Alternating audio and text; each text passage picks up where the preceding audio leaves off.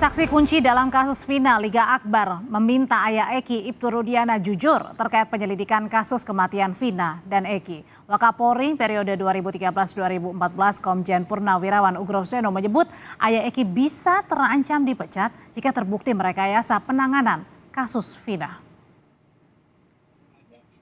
Liga Akbar, saksi kunci kasus pembunuhan Vina dan Eki, meminta ayah Eki Ibtu Rudiana jujur mengenai peristiwa 8 tahun silam.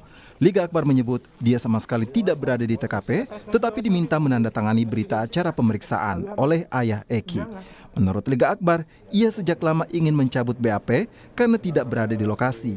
Namun, dia merasa ditekan untuk mengakui terlibat kejar-kejaran bersama geng motor yang menganiaya Vina dan Eki. Memang saya kan nggak ngerti hukum awalnya. Kalau tahu dari dulu BAP bisa dicabut, saya dari dulu mau cabut itu.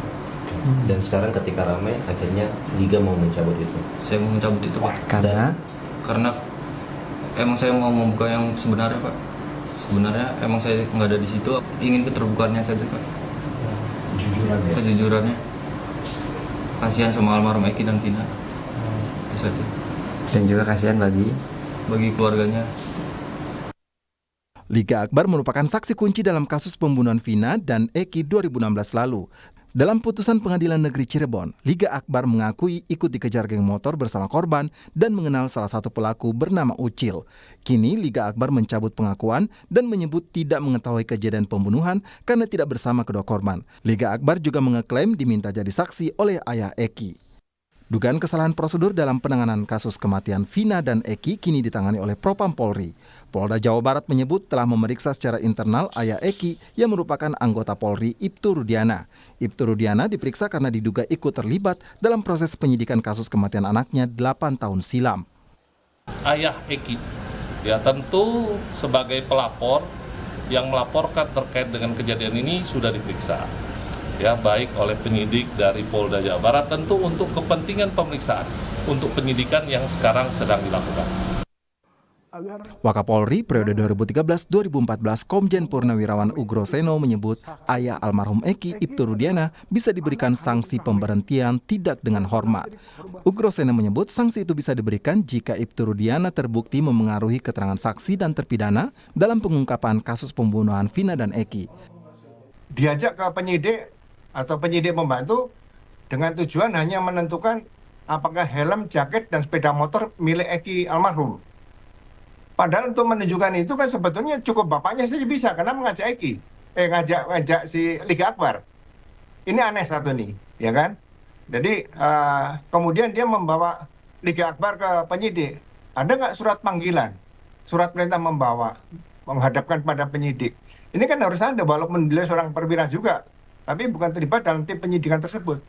Arahnya PTD karena sudah memalukan Korps Bayangkara, kepolisian. Tersangka kasus kematian Vina dan Eki, Peggy Setiawan telah mengajukan pra-peradilan karena mengeklaim korban salah orang dari polisi. Sidang pra-peradilan Peggy akan digelar oleh Pengadilan Negeri Bandung 24 Juni mendatang.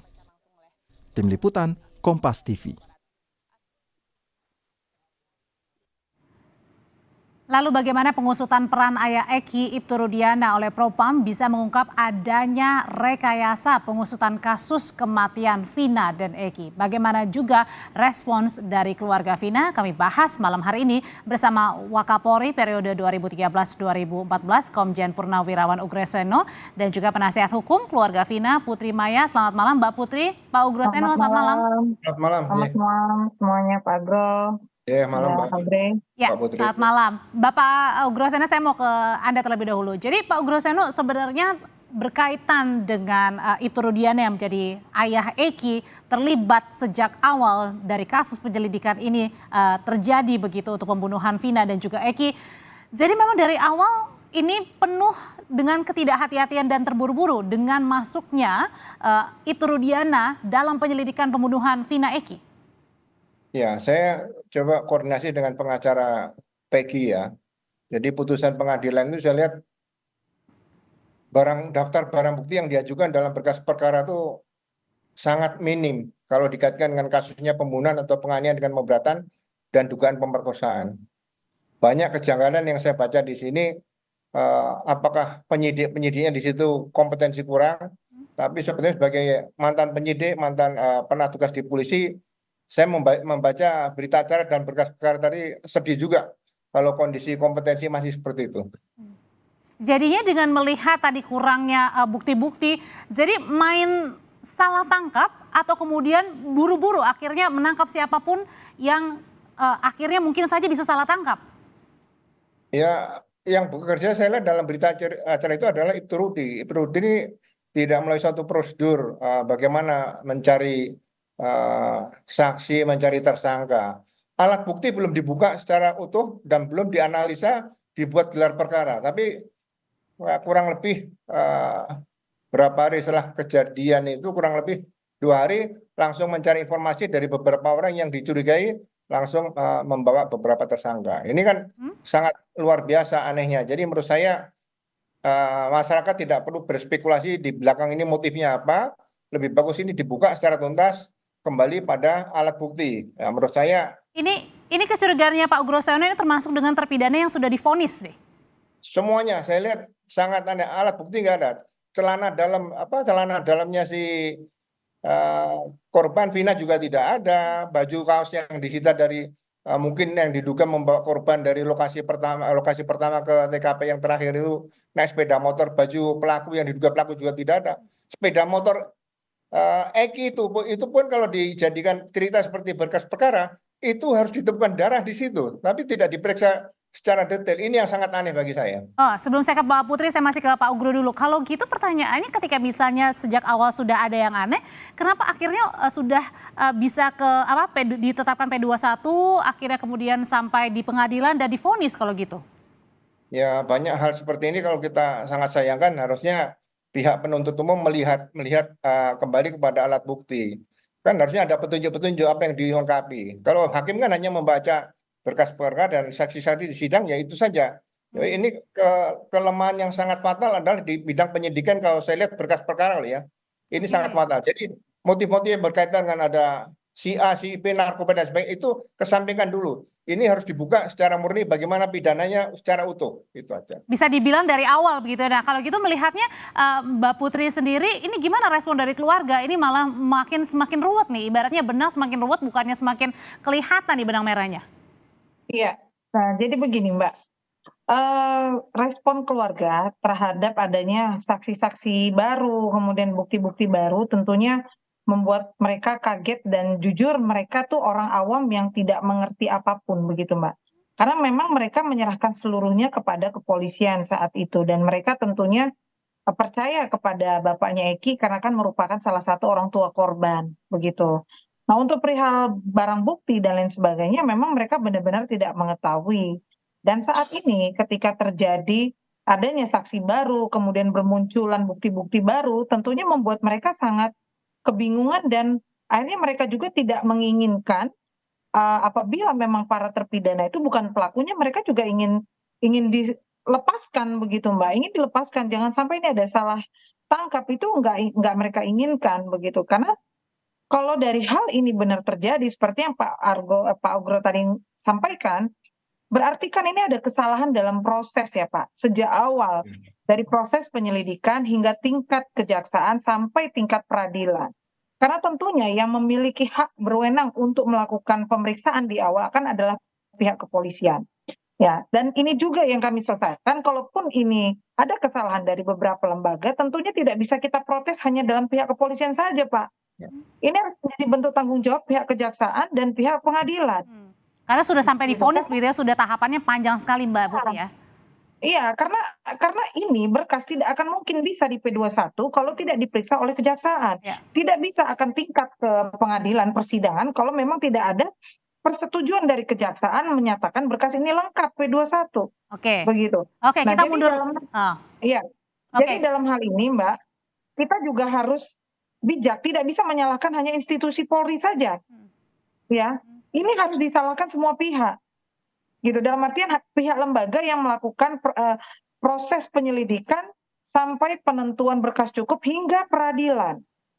Begitu. Oke, ada kurang ketelitian dan kehati-hatian juga di sana ya sampai Pasti, akibatnya itu vonis. sudah pasti. Pasti, Balik Mbak. lagi sekarang kita mundur lagi ke ini kan ada dua ya Pak Ugroseno, kita melihatnya ada kasus ruda paksa yang dialami Vina, ada kasus pembunuhan nyata-nyata 2 orang ini meninggal dunia, pasangan Vina dan juga Eki. Kesulitan apa sih sebenarnya, ada sulitnya atau ada mau tidaknya sih mengungkap kasus ini sejak awal Pak secara benar-benar sesuai dengan bukti? Sebenarnya kesulitan di mana Pak Ugro? Sehingga kita bertanya-tanya juga nih sebagai masyarakat. Ya kalau saat sekarang 2016 dianggap ada kesulitan, ya saya tahun 2010, 1991 mengungkap kasus nggak terlalu sulit. Jadi seperti contoh gini, sudah jelas ada indikasi ini bukan kecelakaan sepeda motor, ya kan? Kemudian tidak dilakukan otopsi, langsung dimakamkan. Kemudian kurang lebih 2 minggu setelah dimakamkan, kalau nggak salah ada otopsi diangkat ya mayat jenazahnya, kemudian dimintakan visum. Nah, ditemukan visum misalnya, saya mohon maaf nih ya, kalau di dekat kemaluan, di dalam kemaluan itu ada sperma. Saya rasa kalau dimakamkan almarhumah Vina itu kan sudah dimandikan bersih seperti ini. Jadi visumnya juga menurut saya tidak terlalu didalami, sehingga kalau seperti yang dikatakan sama Mbak Putri, saya setuju Mbak Putri bahwa tim ini harus lengkap. Jadi tim visum et repertum dari RSCM dilibatkan, tim gelar perkara yang di Barreskrim dilibatkan, komisi kejaksaan dilibatkan, komisi yudisial dilibatkan, komisi kepolisian nasional dilibatkan untuk melihat apa yang sebenarnya. Kalau ada kekurangan dilatih kembali. Tapi kalau ditemukan motif nanti oleh Propam yang sekarang sedang turun juga, ya harus dibuka ada motif apa sebenarnya anggota-anggota polisi tadi. Tapi sekali lagi saya tekankan, berkas perkara ini sangat sumir. Jadi hanya botol aqua, bekas minuman dicampurin dan sebagainya. Ini sebenarnya tidak mengarah kepada pembunuhan, itu hanya orang mabuk-mabuk saja seperti minum obat dan sebagainya. Nah, ini apakah tes air kencing juga dilakukan kalau mendalami seperti itu ya. Tapi yang fokus kepada pembunuhan dan perkosaan ini sangat sumir. Pak Ugro, apakah Bapak melihatnya, apakah karena ini korbannya adalah masyarakat biasa, apalagi tinggal di daerah Cirebon begitu ya, mungkin jauh dari Jabodetabek, apakah dianggap jadi mungkin saja sepele atau bagaimana Pak? Ya kalau seorang polisi berpikiran seperti itu, menurut saya jangan jadi polisi, mendingan kembali ke masyarakat, atau ya mau ringan ya jadi, mohon maaf loh, jadi tugas pengamanan di luar aja. Ini polisi tugasnya berat loh. Polisi itu tugasnya kalau ada kesulitan minta petunjuk sama Tuhan, sama siapa? Sama atasan, nggak mungkin diberitahu. Itu aja. Jadi kalau sudah kesulitan menghadapi suatu kasus, serahkan sama Allah. Jadi kita mewakili Allah di dunia ini untuk melakukan tugas-tugas yang baik dan benar di situ. Jadi saya terus terang membaca berkas yang dilihatkan oleh rekan saya waktu ketemu itu, sedih gitu loh. Ini berkas perkara apa seperti ini, gitu aja. Dan ini juga membuat geram Mbak Putri dan juga kuasa hukum serta keluarga, karena sepertinya yang saat ini dibela bukan hanya keluarga dari almarhum Vina, tapi juga mungkin saja terpidana dan tersangka Peggy yang juga segera akan mengajukan pra peradilan. Iya, tentu Mbak. Jadi justru kami di sini kan di posisi korban, sudah kita jelaskan ya Mbak. Kami ini adalah korban. Tentunya kami kepada siapa lagi mempercayakan proses ini kalau bukan kepada kepolisian. Karena lembaga yang berwenang untuk melakukan penyelidikan, penangkapan, memproses itu hingga bisa menjadi berkas utuh adalah kepolisian dan kejaksaan. Nah, seandainya di 2 lembaga ini sejak awal bisa benar membuktikan perbuatan yang diduga ada terjadinya pembunuhan, tentunya tidak akan sulit. Begitu. Memang kami curiga juga Mbak dengan setelah kami membaca berkas, memang banyak kecurigaan yang kami dapati. Namun kan ini sudah menjadi satu produk hukum ya Pak. Nah ini juga yang kita tanyakan. Sudah 8 tahun juga berlalu gitu. Iya, andaikan ini tidak, maksud saya di kepolisian ada kesalahan dan di kejaksaan ada kesalahan, ini kan ada lembaga peradilan yang membuktikan, gitu kan, yang memeriksa secara langsung para pelaku tersebut, kemudian memeriksa alat bukti. Seharusnya kalau memang ini dikatakan kurang dan jeli oleh pengadilan, ya harusnya tidak bisa ini divonis, Pak. Begitu. Berarti Mbak Putri mungkin bisa dengan kata lain mungkin jangan-jangan bisa mengatakan bahwa kalau tidak ada filmnya Vina berapa bulan yang lalu, kalau tidak diungkap ke media, ya keluarga artinya hanya tahu yang terpidana situ, belum tahu sebenarnya siapa pembunuhnya, belum tentu tahu juga mereka jangan-jangan benar pelakunya atau enggak. Ya, tentu Mbak, bisa jadi karena begitu adanya film Vina ini tentunya tidak hanya menguntungkan dari pihak para terpidana, ya. Tapi dari pihak kami sebagai korban juga akhirnya terbuka dengan adanya kejanggalan yang terjadi gitu. Kami tidak mau Mbak ada korban lagi dalam artian terduga, ini kan masih kita duga ya Pak, diduga salah tangkap. Ini kan kami juga tidak mau Mbak gitu. Karena ini sangat bukan membuat hati keluarga dari Vina tenang, justru sekarang menimbulkan stres gitu bagi keluarga. Karena dia pasti berpikir, ya Allah Mbak, ini sempat sampaikan ke saya sampai sakit. Keluarga Vina tuh sakit Mbak mendengar ini semua. Karena mereka merasa satu posisi mereka korban, kemudian mereka sekarang mungkin dihujat juga oleh netizen karena ada hal-hal yang banyak sekali timbul di luar ya Mbak, termasuk saya juga dihujat oleh netizen gitu. Tambah lagi dengan ada beberapa saksi dan keterangan-keterangan yang tidak cocok dengan hasil dari persidangan begitu. Dan itu semakin menguatkan bahwa ini memang sejak awal tidak ada yang beres dengan tadi banyaknya saksi yang mencabut BAP. Liga Akbar juga bilang katanya dia merasa ditekan, itu Rudiana juga sempat menemui. Ini artinya menimbulkan kecurigaan yang besar bahwa benar ada kesalahan sejak awal penanganan kasus. Iya, kalau sekarang begini Mbak, Liga Akbar ketika kita melihat keterangan dia, ini satu contoh ya.